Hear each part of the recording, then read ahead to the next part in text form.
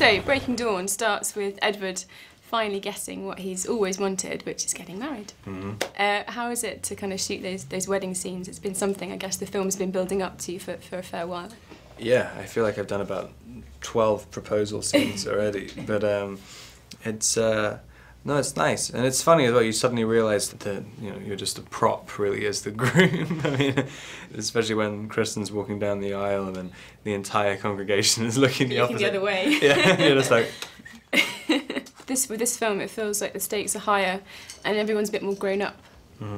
Did you feel that kind of when you entered into filming Breaking Dawn Part 1 and Part 2, that you were really kind of coming to a close and things were changing? Yeah, kind of. I mean, not really beforehand, but I mean, you kind of you realise quite quickly that it's a harder movie to play. I mean, it's Edward has to figure out who he actually is in this movie, and his ego is just completely destroyed in this movie. He realised everything that he thought he was. He definitely isn't. Any aspect he thought he had control over anything, and he really doesn't have control over anything at all. Because you see this shift, obviously, because Bella really comes into her own in this film. She is defiant and demanding, and we've never really seen her be like that before, because she's always been quite sort of awkward. And it's interesting to see your character kind of struggle with that. Yeah, it's weird. It's kind of because she had to go to an extreme. Because all the other movies, she does prove herself. Like Edward always thinks he knows what's best for her, and Bella always ends up coming to save his life in the end. And this one, it's sort of she really puts her foot down. I'm the one who loses you. You have to accept what is. You've given me no choice! Normally in a relationship would mean that's the end of the relationship, to have that kind of seismic shift in the power structure.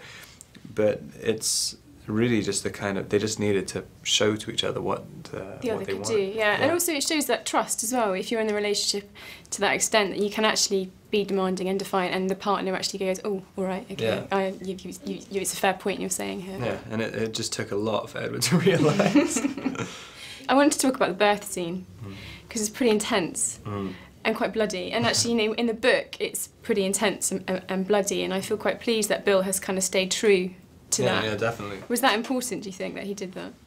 Yeah, I mean, I thought it was. If it was toned down anyway, it would have been kind of ridiculous. And it was also toned down in the movie. Like when we were shooting it, there was a dummy of Kristen, which was totally emaciated and really realistic dummy of her, and just covered in blood and gore.